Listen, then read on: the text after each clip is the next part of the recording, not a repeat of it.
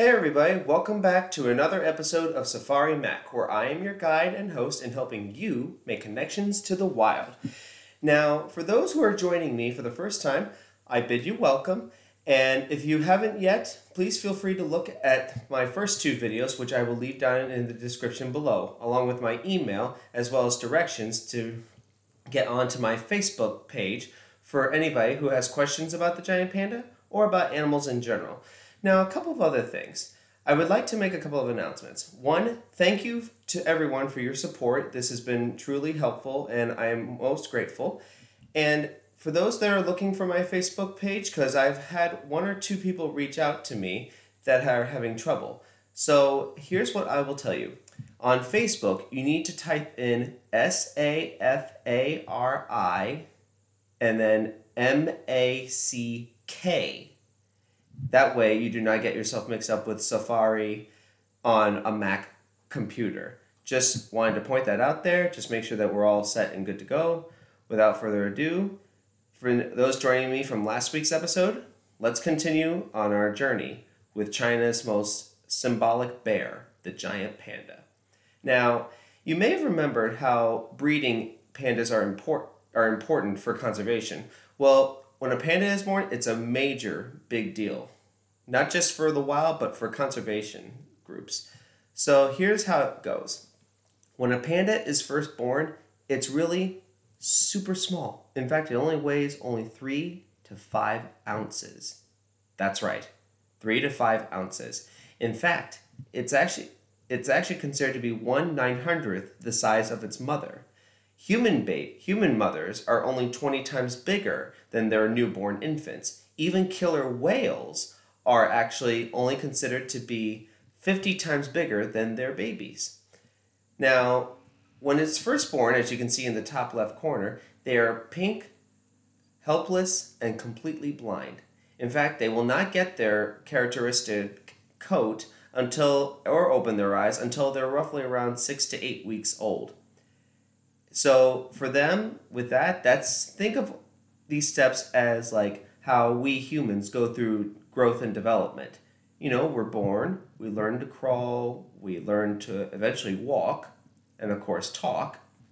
Now for a panda, when it reaches 5 months old, it's already beginning to climb trees, and that's a major sign of it starting to gain some form of independence. However, it will stay with its mother for at least another 13 months, so in total, it is a total of 18 months that a panda spends with its mother before it's ready to strike out on their own.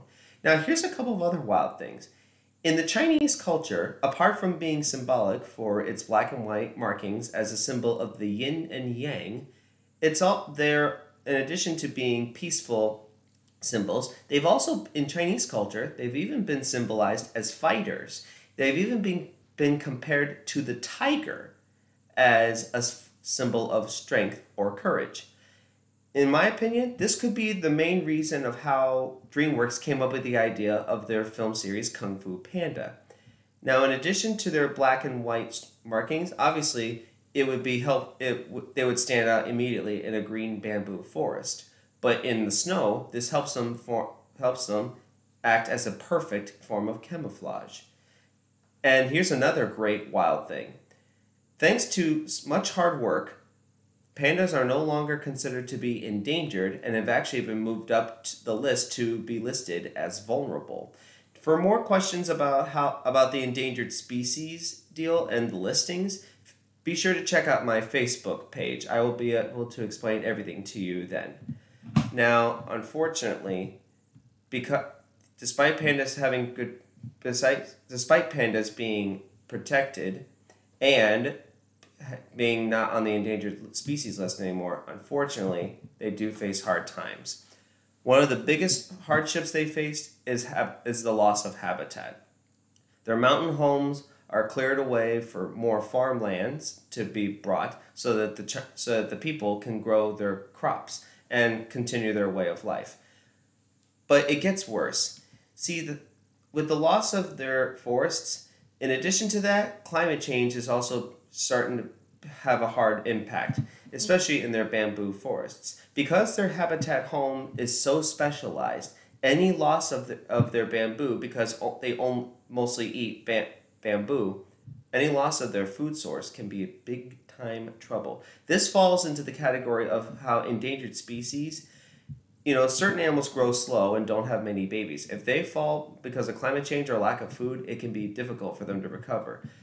But it doesn't stop there. In fact, while poaching can happen, pandas aren't exactly poached as much, but they can still fall prey to poacher snare traps that are set for other animals like Asiatic black bears or other form of hoofstock like deer or cattle or whatever you wish to call it.